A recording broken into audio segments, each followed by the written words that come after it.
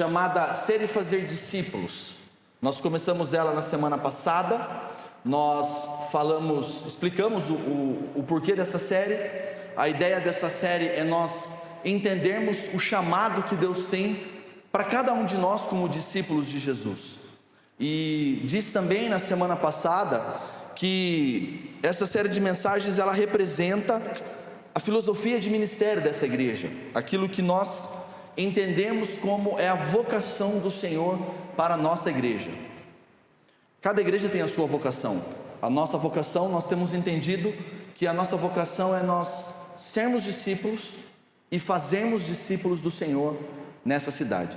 Amém? Então que essa palavra seja abençoadora aos nossos corações. Amém? Como eu fiz na semana passada, eu queria falar mais rápido essa vez agora, porque é só para mim relembrar e contextualizar aqueles que não estavam. Eu começo aqui fazendo uma pergunta para você: por que existe uma distância entre o que nós falamos e o que nós fazemos? Geralmente nós falamos uma coisa e nós fazemos outra. Nós falamos que nós vamos emagrecer, que nós vamos na academia, que nós vamos melhorar nisso, nós vamos melhorar naquilo, e nós acabamos que nós não fazemos aquilo que nós falamos que nós iríamos fazer. Então a grande pergunta da série é: por que existe uma distância de 30 centímetros entre o que eu falo, entre o que eu planejo fazer e o que realmente eu faço a partir de quem eu sou? E aí, outra pergunta é: o que determina quem eu sou? O que determina o que eu sou? Aquilo que eu falo ou aquilo que eu faço?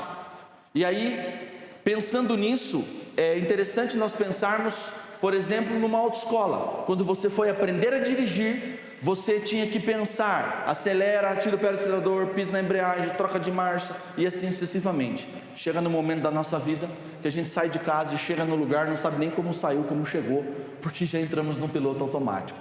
Aquilo que nós fazemos com repetição acaba se tornando parte de nós. E aí Tiago diz que, no verso 18 do capítulo 2, Tiago diz: alguém dirá: você tem fé? Eu tenho obras. Mostre-me essa tua fé sem as obras, e eu com as minhas obras lhe mostrarei a minha fé. O que Tiago está dizendo para mim e para você aqui é que o que nós fazemos e não o que nós falamos começa a definir quem nós somos, em quem nós cremos e que tipo de fé nós temos. Se nós temos uma fé da boca para fora ou se temos uma fé encarnada na vida. Então Tiago diz que alguns dirão que têm fé, outros mostrarão essa fé. E aí eu trago para vocês aqui James Sari, que diz o seguinte: nossas ações mostram qual realmente é o conteúdo do nosso coração. É como se eu pudesse afirmar para você o seguinte: o que você faz mostra o que está no teu coração e não o que você fala. Porque você pode falar uma coisa e fazer outra, ok? O Saire continua dizendo: quem somos não é apenas uma questão de quem pensamos ou proclamamos ser, é o que mostramos ser pela forma como nos comportamos. Entenda isso, irmão. O que determina quem você é o que você faz com frequência, certo? O que você faz de vez em quando muda a tua vida? Sim ou não? Não. Quando você ganha um pudim e você come um pudim inteiro, dona Miriam, em 2 dias, isso não vai engordar você. O problema é que eu faço isso com todos os pudins, então eu engordo. Você fala assim: eu vou fazer dieta. Aí você faz dieta 2 dias, Cleiton. Os outros 5, põe o pé na jaca. O que vai dar mais resultado? Os 5 ou os 2? Estão me entendendo o que eu estou falando para vocês? É o que você faz com frequência que mostra quem você é. E aí o Francis Schaeffer diz o seguinte: as pessoas são únicas no mundo interior da mente delas. O que elas são em seu mundo de pensamento determina como elas agem. Então aqui eu preciso parar e recapitular esses 5 minutos que eu estou falando aqui e te lembrar de uma coisa. Eu estou afirmando, eu comecei perguntando, agora eu já não perguntei mais, eu já afirmei que é o que você faz que determina quem você é.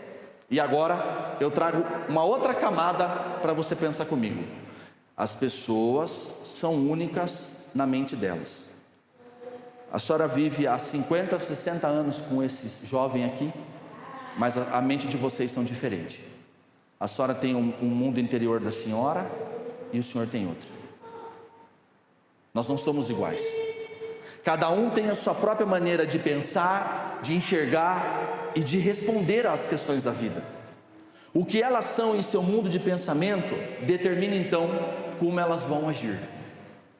Então a maneira com que você alimenta o teu ser é o que você vai acabar agindo no final.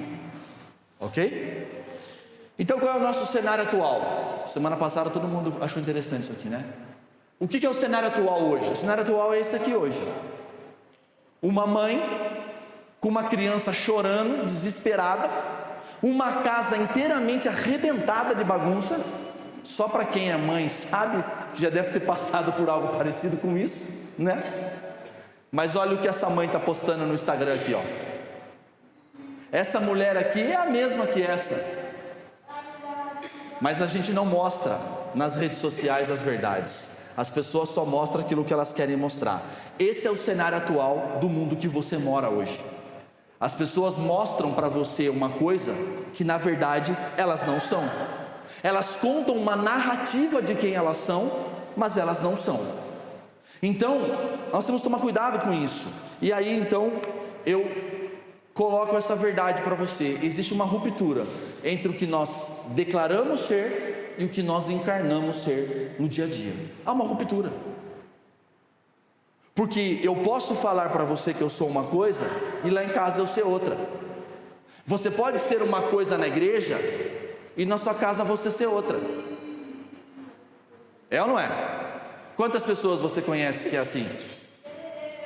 Na igreja é um anjo e em casa, não vou nem terminar a frase. Isso não é o evangelho. Por isso que nós somos pecadores aqui e em casa. E estamos caminhando com o Senhor para melhorar. Então, isso é interessante para nós pensarmos, porque na Bíblia, Pedro era um homem assim.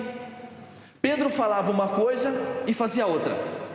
Depois ele fazia uma coisa e aí ele falava outra. Ele tinha essa dualidade, essa inconstância na vida dele. E qual é a resposta para isso? Formação espiritual.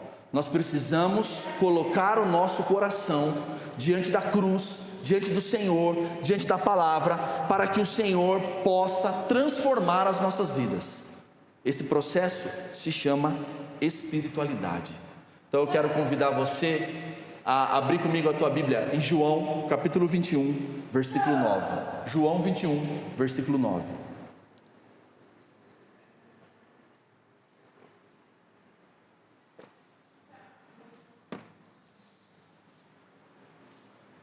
Amém? Vocês me ouvem bem? Tranquilo? Irmãos, deixa o Felipe ali, quietinho. Felipe, né? Acertei. Deixa ele lá. Não fiquem olhando. Olhem para mim aqui e vamos seguir. Glória a Deus. Se nós estamos pregando desde antes da Páscoa que as transformações no coração acontecem no ambiente da ressurreição, como nós temos citado todo o culto, eu trago o meu velhinho preferido, Eugene Peterson. Hoje eu não trouxe ele aqui para falar com vocês, né? Nós temos que crer nisso. O Senhor está aqui, amém? E aqui é um ambiente onde o Espírito Santo, Ele fala com quem Ele quer e na hora que Ele quer.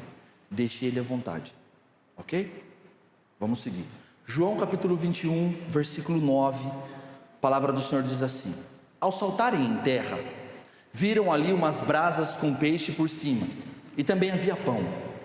Jesus disse: traga alguns dos peixes que vocês acabaram de pegar.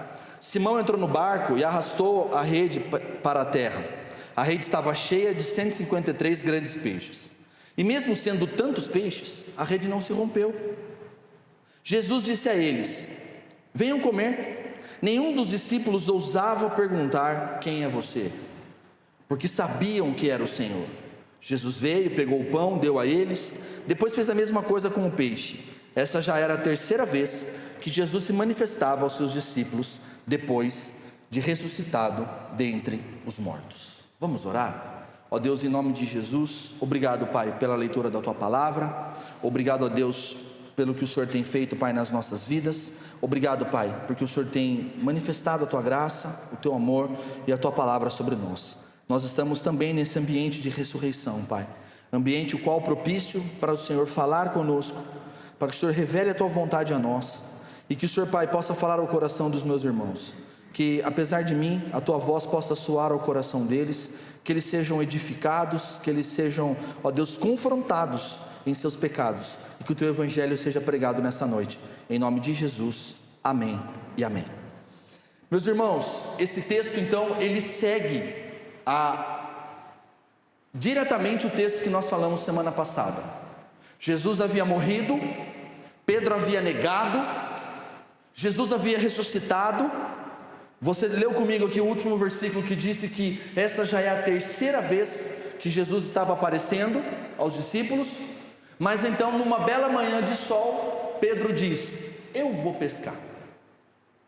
O texto disse na semana passada para nós que eles pescaram a noite inteira e não pescaram nada. Nada. E é interessante isso para nós. Quando ele disse, eu vou pescar, os outros foram com ele. Mas o texto termina dizendo o quê? Não pegaram nada. Nós falamos semana passada sobre a nossa tendência de encher a nossa vida de compromissos, encher a nossa vida de outras coisas novas. Eu arrumo um hobby novo, eu arrumo um trabalho novo, eu arrumo uma empresa nova, eu arrumo um compromisso novo. Eu sempre estou buscando fazer coisas para encher a minha agenda, para que eu não tenha que lidar com o meu coração. Eu encho a minha agenda para que eu não tenha que lidar com a realidade da minha vida muitas vezes. Nós temos dificuldade em encarar a nossa dor. Nós, como Pedro, entramos num barco, vamos para o meio do mar e nos tornamos pessoas frustradas. Porque você viu comigo semana passada aqui que não faltou trabalho, não faltou esforço. Ok? Então hoje eu quero falar com vocês sobre Jesus trata as feridas de Pedro. E Jesus vai tratar as nossas feridas então.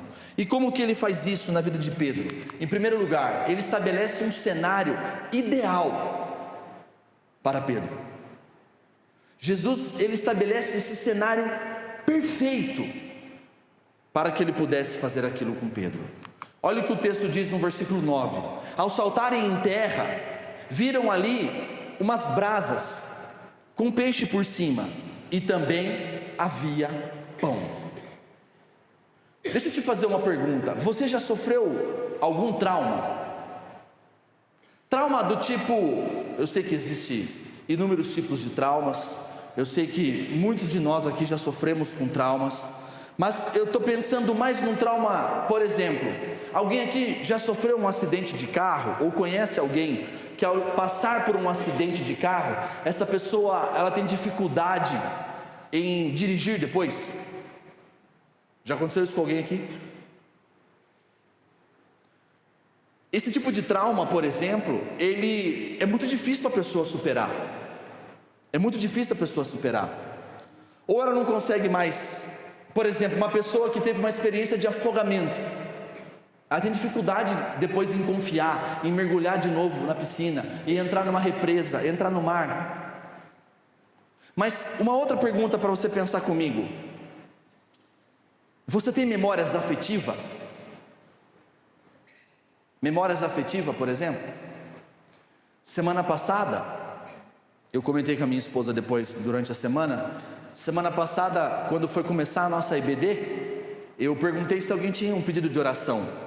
E os nossos irmãos, o irmão Pepe e Dona Miriam, disseram que a neta deles estava em trabalho de parto. E aí eu fiz a besteira de perguntar qual seria o nome do bebê. E o nome do bebê o nome do bebê é o nome do meu avô, que me criou, do meu pai no caso. E na hora cortou meu coração, eu lembrei, a memória afetiva veio, e é difícil pra gente. Você tem alguma memória afetiva? Agora, você tem alguma memória afetiva com o cheiro? Tem, Beth?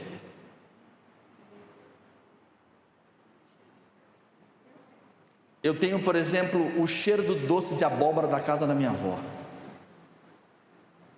Para vocês terem uma ideia, uma das coisas que eu mais gosto de comer é pastel. Eu devo ter ficado uns 15 anos, 10 anos da minha vida sem comer pastel. Porque eu não sei quem foi o filisteu que fritou pastel no dia do velório do meu avô. Eu tinha 13 anos de idade. Todas as vezes que eu sentia cheiro da fritura do pastel, eu chorava porque eu lembrava do velório do meu avô. Esse mesmo avô que tem o nome do seu bisneto. Olha para vocês verem. Não sei se você tem alguma memória afetiva assim. No casamento de vocês, no namoro de vocês, uma música. Nós temos uma música, né? Nós tínhamos uma árvore, que foi onde nós demos o primeiro beijo. E aí vira e mexe, eu pegava ela desprevenida, sem ela perceber, e parava o carro assim, debaixo da árvore, e lembrava ela. Quando o Miguel começou a entender, eu levava o Miguel direto lá, e falava para o Miguel, ó, foi debaixo dessa árvore que o papai e a mamãe deu o primeiro beijo. Aí esses tempo atrás, agora eu fui fazer a mesma coisa com os dois. Cadê a árvore, irmão? Outro filisteu que arrebentou a árvore. Tá só o toco assim, ó. Olha. Cortaram a árvore. Então, olha que interessante. São memórias afetivas. E por que eu estou falando isso para você? Muitos pensam que a memória afetiva de Pedro em relação ao seu pecado pudesse estar no galo. Quando ele ouvisse um galo cantar, ele lembraria: neguei Jesus 3 vezes. Pode ser que sim. Pode ser que depois de muito tempo, Pedro, quando ouvia um galo cantar, Pedro se lembrasse desse fato, desse dia em que ele negou Jesus. Mas eu quero propor uma outra possibilidade para você. O que o texto diz ali? Quando os discípulos e Pedro olharam para a praia, o que tinha na praia? Brasas. Tinha brasas naquela praia.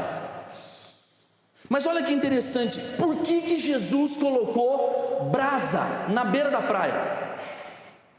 Ele já havia dado uma pesca maravilhosa para eles. O texto diz que eles tinham 153 grandes peixes.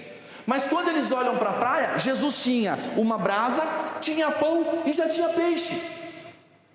O problema é que a palavra grega que está ali, brasa, ou fogueira, fogaréu, o que você quiser chamar, só existe nesse texto aqui e no texto que eu li para vocês no começo do culto, que é o texto lá de João 18. Então, a empregada da porta perguntou a Pedro: você também não é um dos discípulos que estava com esse homem? Pedro disse o quê? Não, eu não sou. Pedro está negando Jesus aqui. E olha o que fala: os servos e os guardas estavam ali, tendo acendido o quê? Uma fogueira, um braseiro, por causa do frio, se aqueciam, e Pedro estava no meio deles, se aquecendo também. Se você ler depois na sua casa, o versículo 19, 20, ele vai negar as 3 vezes ao redor desse braseiro. Quando Pedro então desce do barco, ele olha para a margem da praia, Jesus está lá com um braseiro armado. É como se Jesus estivesse colocando um cenário ideal para Pedro. Pedro, algumas semanas atrás você me negou 3 vezes. Eu quero te trazer para o mesmo ambiente, Pedro, mas agora você não está sozinho. Eu não estou preso, você não está me negando. Eu estou ao teu lado e eu estou restaurando a tua vida. Eu estou curando as tuas feridas. Eu estou dizendo para você que você pecou, mas que naquela cruz eu morri pelas 3 vezes que você me negou. Eu morri pelos pecados que você cometeu, Pedro, desde o dia que você nasceu até o último dia que alguém for te levar para você ser morto pelo Império Romano. Então, Pedro, está tudo bem. Não porque você faz o que você quer, mas porque Jesus é aquele que morreu pelos pecados de Pedro. Então eu ainda posso ter uma memória afetiva de um pecado, de um tropeço, de uma queda ou de alguma coisa errada que eu fiz no meu passado. Mas o que eu preciso que você entenda nessa noite é que para Pedro o braseiro agora não é mais símbolo do pecado, mas da comunhão que estava sendo restaurada com Jesus. E eu quero te fazer uma pergunta: será que você consegue olhar para trás para a tua vida e... eu não gosto muito dessa palavra, porque ela tem um contexto muito psicológico, mas eu vou usá-la. Você consegue ressignificar a tua história a partir do sacrifício de Jesus na cruz? Ou você vai continuar querendo carregar o peso do teu pecado? Porque se você quiser carregar o peso do teu pecado, você vai ser uma pessoa amarga, porque ninguém consegue carregar o fardo do seu próprio pecado. O único capaz de carregar uma cruz e depois ser pregado nela, e depois morrer nela, e depois ressuscitar ao terceiro dia, é o Senhor Jesus. E é Ele quem está chamando a mim e a você para nos dizer assim: eu paguei por esse teu pecado. E a pergunta que fica para mim e para você hoje é a seguinte: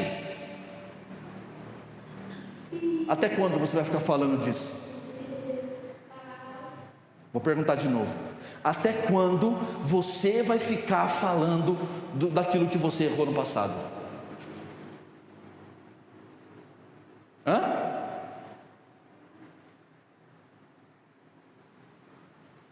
Até quando? Eu posso responder por mim, para vocês. Eu não me acho digno de estar aqui. Eu não me acho digno de estar aqui. Assim como você também deveria se achar não digno, nem de entrar por essa porta, tão menos para mim estar aqui à frente hoje, abrindo uma Bíblia e falando do Evangelho. Nós não somos merecedores, mas é graça. Estão me entendendo? É graça. E não é de graça que eu estou aqui. É graça, mas não é de graça. É graça, mas custou a vida do meu Senhor. É graça, mas custou cada gota de sangue do corpo do meu Senhor. É graça, mas como nós vimos hoje de manhã na EBD, o Cristo que era o Verbo desde antes da fundação do mundo, Ele se humilhou, não na cruz, quando Ele virou homem. Que humilhação é essa, que um Deus poderoso se torna homem, que faz xixi num pano, que tem que ser amamentado no seio de uma mãe? Você parou para pensar isso? Que Maria dava de mamar para o próprio Criador do mundo? Essa é a humilhação de Deus, para nos ter aqui hoje, para que eu e você pudéssemos entrar por essa porta. O próprio Deus encarnado se fez homem.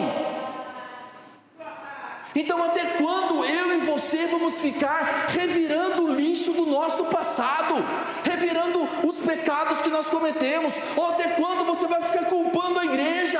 Mas a igreja, mas o irmão, mas não sei o que lá, mas não sei o que. Irmãos, olha o que eu estou falando para você nessa noite. O Evangelho é muito maior do que eu, do que você, ou de qualquer outra pessoa que subiu aqui, desceu aqui, que viveu aqui, que já morreu. O Evangelho é eterno, e é Ele quem transforma as nossas vidas. Agora você percebe que enquanto Pedro ficou no mar a noite inteira, o que ele conseguiu? Nada. Cansaço, frustração. Desculpa a minha sinceridade, mas enquanto você quiser caminhar pelas tuas próprias pernas, fazer as coisas do seu próprio jeito, você vai continuar indo pescar a noite inteira e voltar cansado, de mãos vazias. O texto corrige a ideia de que eu só posso me aproximar de Jesus depois que eu me reorganizar. Não. Cristo buscou Pedro no meio de uma crise. Cristo criou o cenário ideal para Pedro e disse: vem cá. Eles estão confusos, eles estão desorientados, cansados. Foi assim que ele me encontrou, foi assim que ele te encontrou. E se hoje você está confuso, se hoje você está cansado, se hoje de vez em quando você fica meio desorientado, você está no lugar certo. Você não veio aqui à toa. O Senhor Jesus te trouxe aqui, diante de um braseiro, para reconstruir a história das nossas vidas. Não se esqueçam. E me desculpe ser honesto com você, e se eu te chocar, eu vou ficar feliz. Mas existiu um homem que ele matou um outro homem, e ele escondeu o corpo no meio da areia, e ele fugiu para o deserto. Como é o nome desse homem?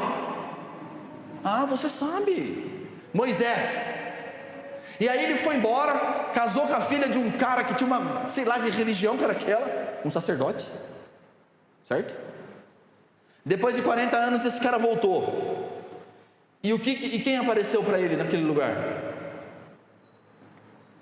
Uma sarça, ardia, um fogo que queimava, mas não consumia, um braseiro que estava ali queimando, mas não ardia. E Moisés então disse: quem é o Senhor?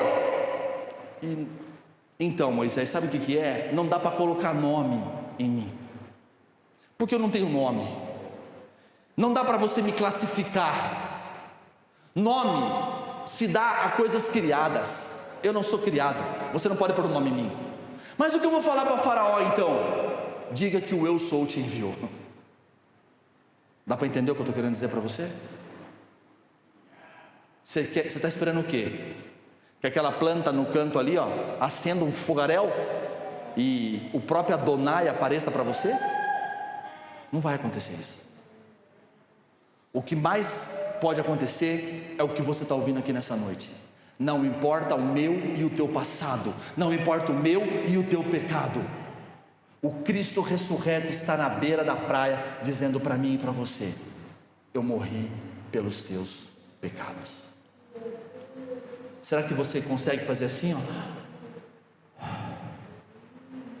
Se você não sentir isso, alguma coisa está errada. Se você está carregando aqui no lombo o peso da vida, alguma coisa está errada. Amém?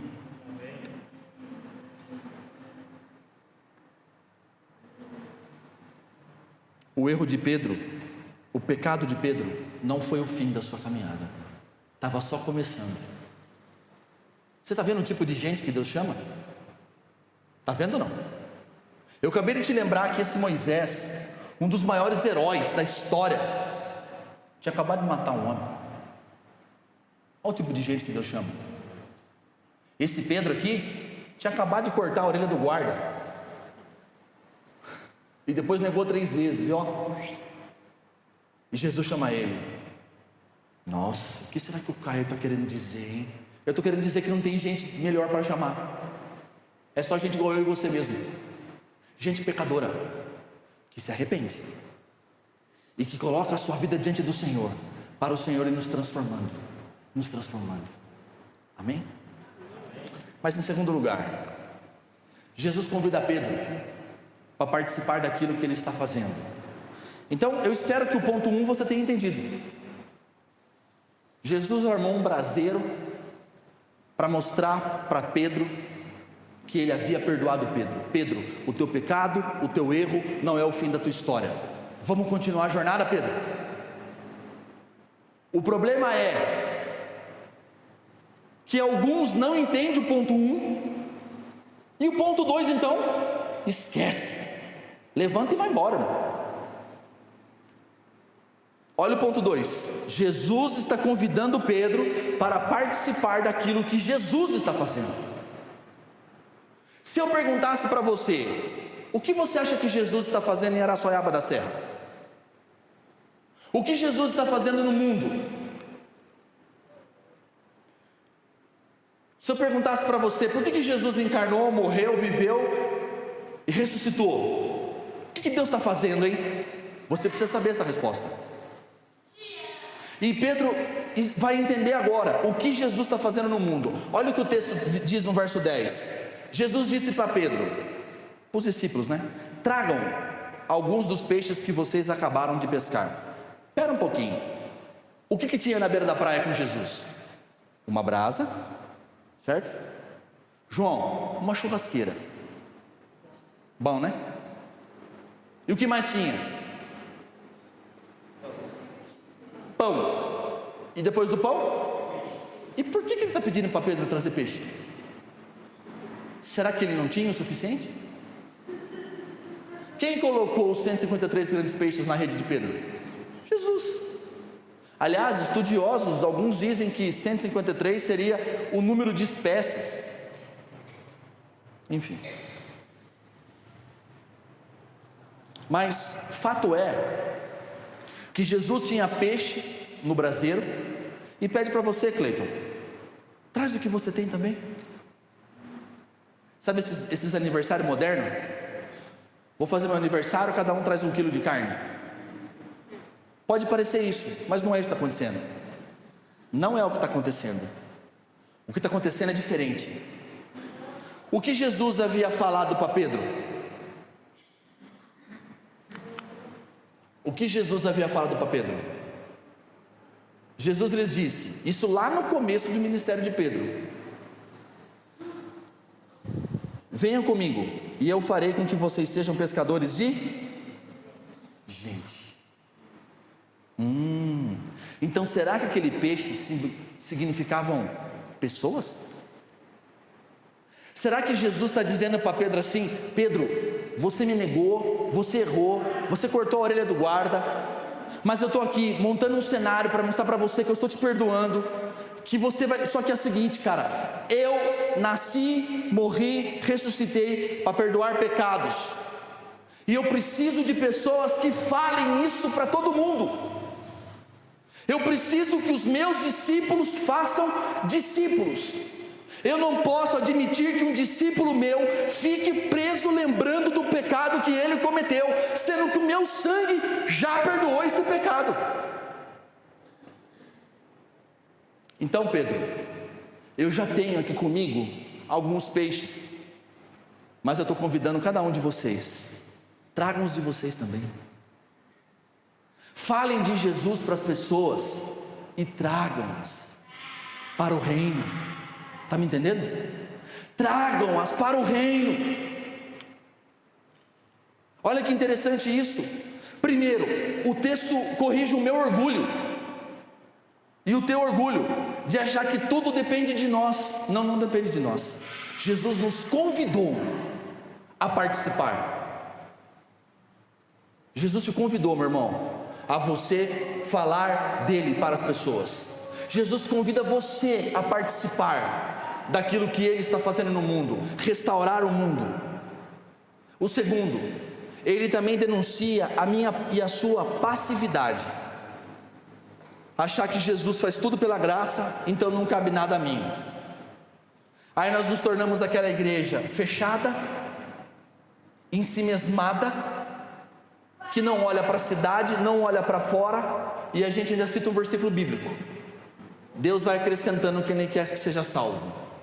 Essa não é a missão de Deus para a igreja. A missão de Deus para a igreja é que nós proclamemos o Evangelho na cidade. Amém? Os amém diminuem. O perdão, ele nos coloca de volta na missão. Dá para entender isso? Ao perdoar Pedro, Jesus está colocando Pedro aonde? De volta na missão. Ô Pedro, é porque você errou que acabou não, cara. Vamos continuar. Um discípulo, ele sabe que ele foi chamado para pescar homens.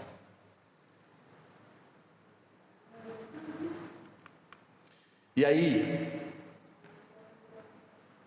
Mateus, está errado ali, ó. Mateus 28, 19 diz o seguinte: portanto, vão e façam discípulos de todas as nações, batizando em nome do Pai, do Filho e do Espírito Santo, ensinando-os a guardar todas as coisas que tenho ordenado a vocês. Eis que estou com vocês todos os dias até o fim dos tempos. Na vida cristã, meus irmãos, tudo começa na graça, mas essa graça nos move a participação. Está me ouvindo ou não?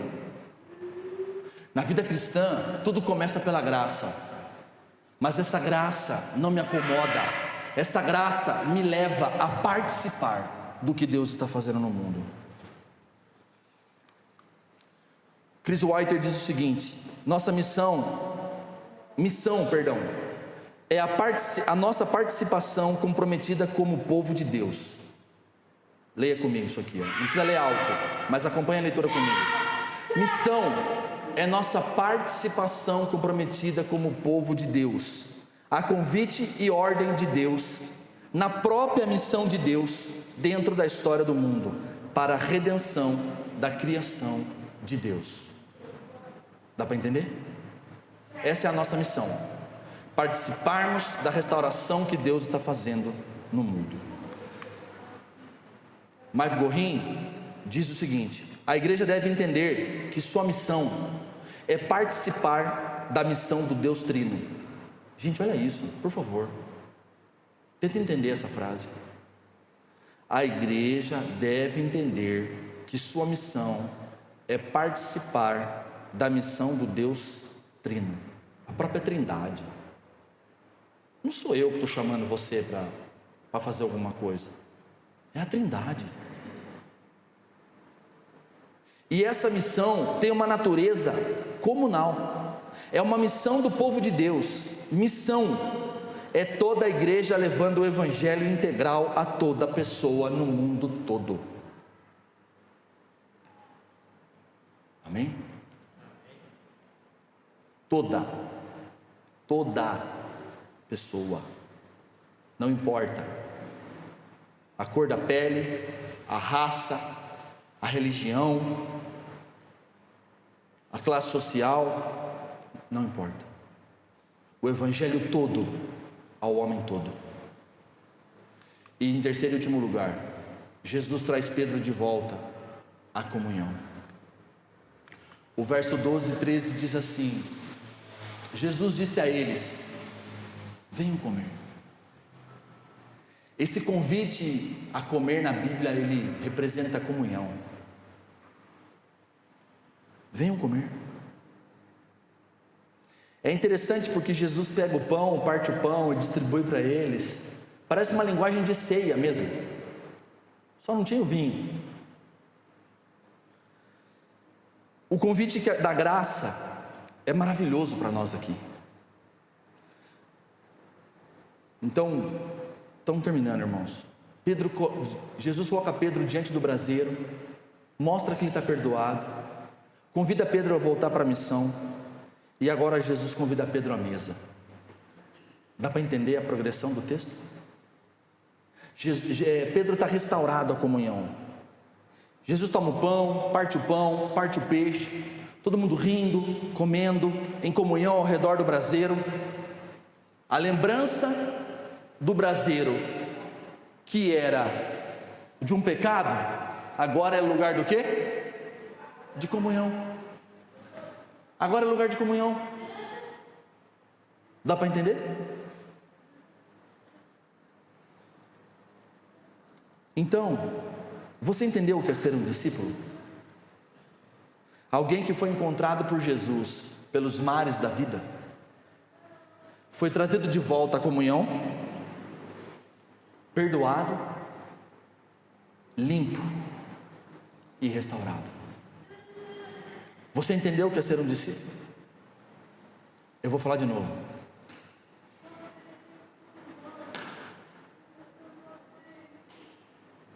Alguém que foi encontrado por Jesus pelos mares da vida. Se eu te perguntar aqui, por quais mares você já andou, hein? Por quais mares você já andou? O que você me responderia? Cada um de nós temos uma história aqui.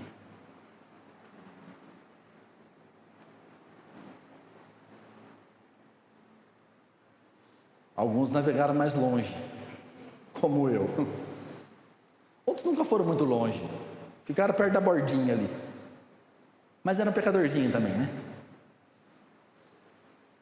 Cada um de nós temos uma história. Mas uma coisa é fato: ele sempre joga a boia. Deu para entender? O problema é que a boia de Jesus não é redonda. A boia de Jesus é uma cruz. E nunca é uma cruz qualquer. É a cruz que ele carregou e foi pregado nela. Deu para entender? Você quer ser um discípulo? Você quer participar de uma igreja? Ou você quer ser um discípulo? Preste atenção nessa pergunta que eu estou te fazendo. Você quer participar de uma igreja? Ou você quer ser um discípulo? Agora eu vou te fazer uma pergunta. Ele jogou a boinha, ele te salvou, e eu te pergunto: para quê? Para você ganhar dinheiro com os peixes? Para você construir impérios e riquezas? O Evangelho. O Evangelho. O Evangelho. Você sabe que imagem é essa aqui no telão?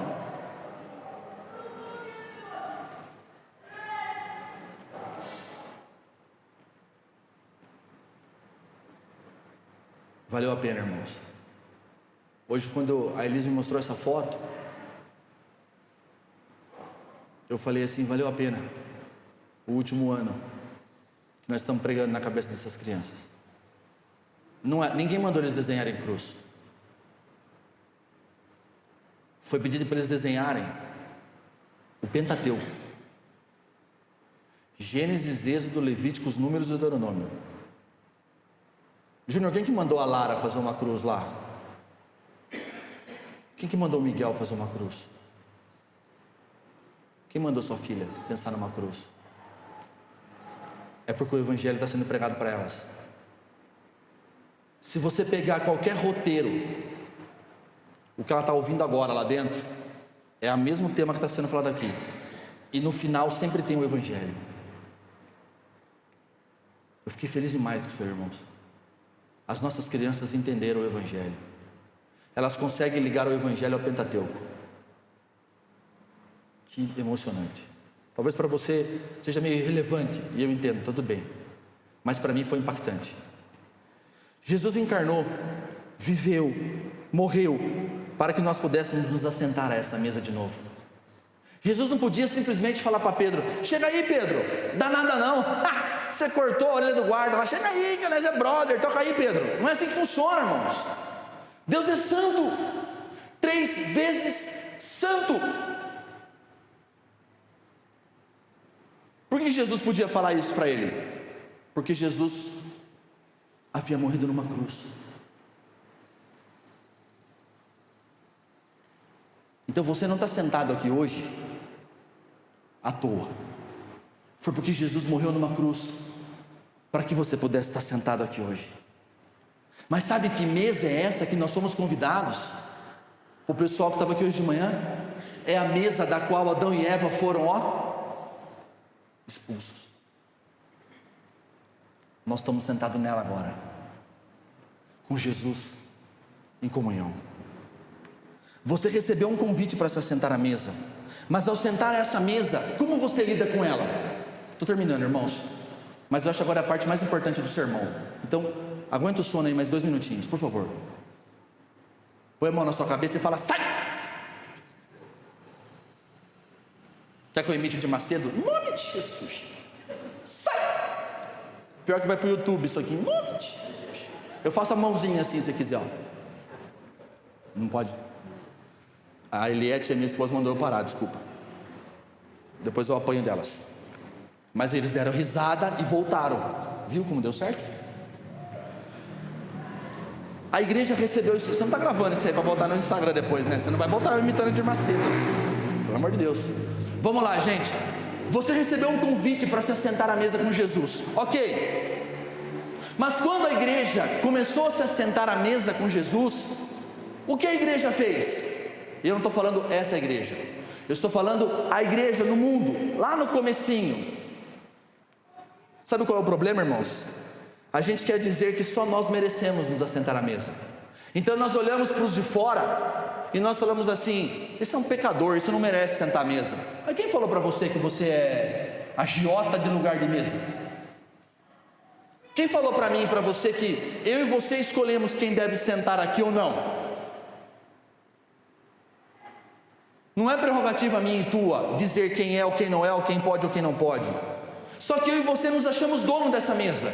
Eu estou terminando, mas olha lá.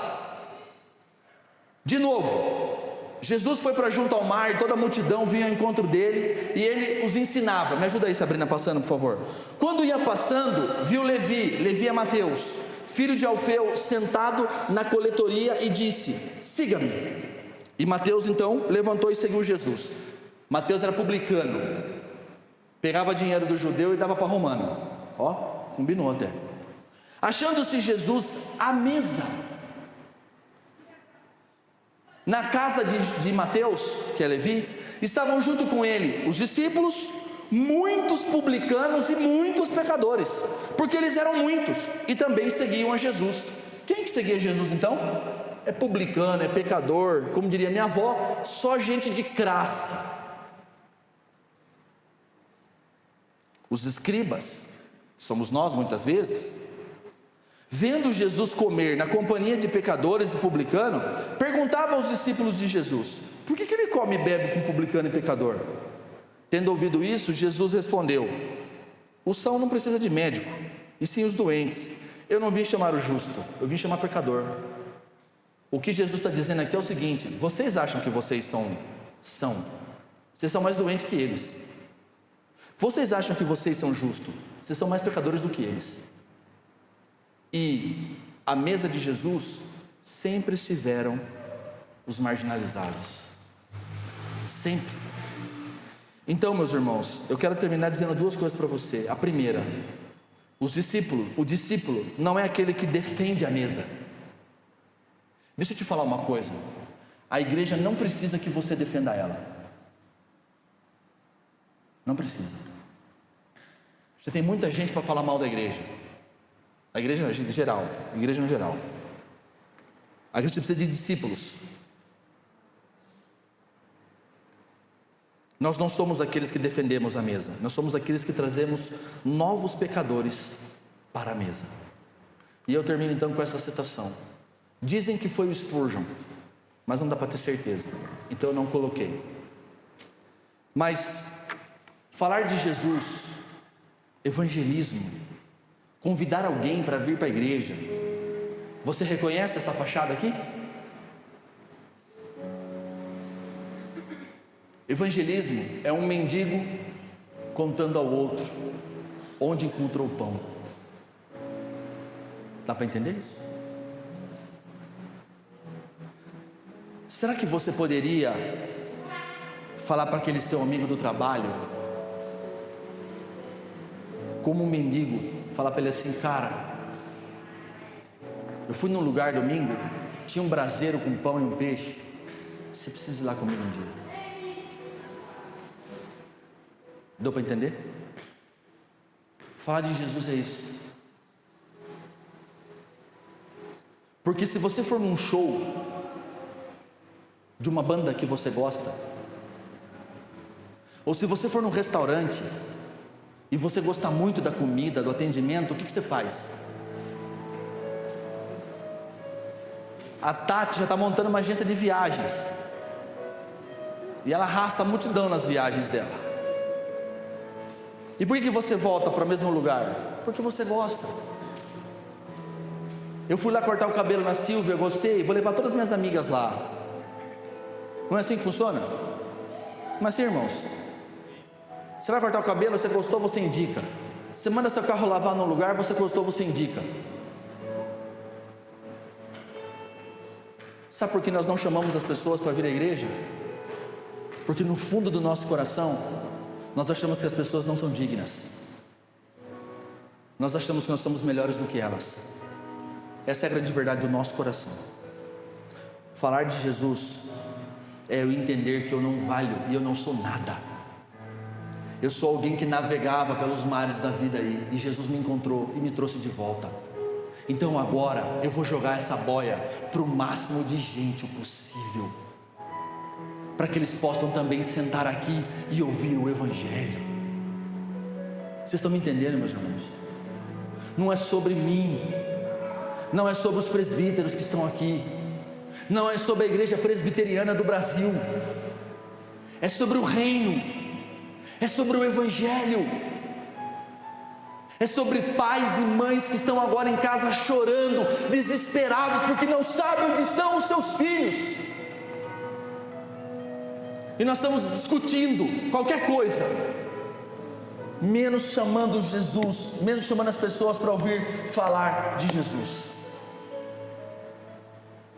Que Deus nos abençoe. Amém? Pai, em nome de Jesus,